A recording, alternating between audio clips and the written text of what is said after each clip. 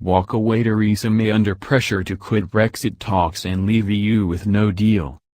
Pressure on Theresa May to prepare to take Britain out of the European Union without a deal grew today.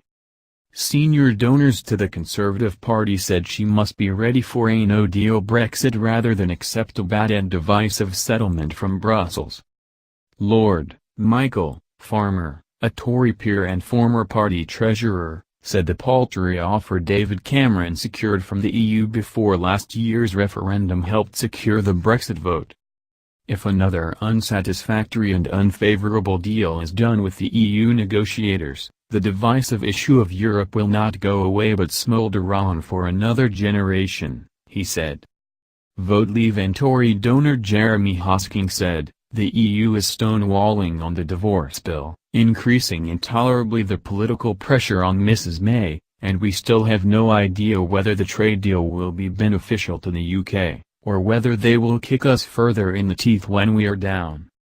Likening the mood of some ministers to the Stockholm Syndrome in which hostage victims form loyalty to their captors, he accused them of seeming keen to increase Britain's fragility at a time when it was already vulnerable. Pro-Brexit Tory former Cabinet Minister Owen Paterson said it was overdramatic to talk of Britain crashing out of the EU without a deal. 2 weeks ago he signed a letter saying that if the EU refused to start negotiating a new trade relationship it would be sensible to tell them formally that we assume that we will be moving to World Trade Organization terms from 30th of March 2019, he told Sky News. Should they then come back to us and want to talk about an all-encompassing free trade deal, that would be great, but this would be prudent insurance and it would give clarity to all parties.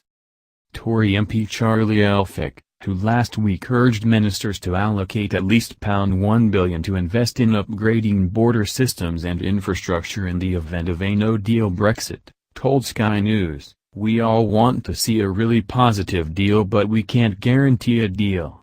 That's why we need to be ready on day one, deal or no deal, prepared for every eventuality." Leave Means Leave co-founder and businessman Richard Tice told Sky that preparing for no deal was basic business sense. When you go into any negotiation, you have to be prepared to have a credible alternative and to not to do the deal. There's lots of people on the Project Fear side saying we going to crash out. It's not that. WTO is a different type of deal. But if you go that route you have got to prepare for it, which is why we can't wait for the 59th minute of the 11th hour. We should be saying that if we haven't got heads of terms of a deal by next March, or, worst case, June, that we are going to WTO rules. Let's plan so everybody knows where we're going. Separately, powerful union boss Len McCluskey claimed today that a no-deal Brexit could collapse the government and spark an election in 2019 with a real chance of making Jeremy Corbyn Prime Minister. A spokesman for the Department for Exiting the EU said it was approaching talks in a constructive way and was optimistic, but it was the duty of a responsible government to plan for a range of scenarios.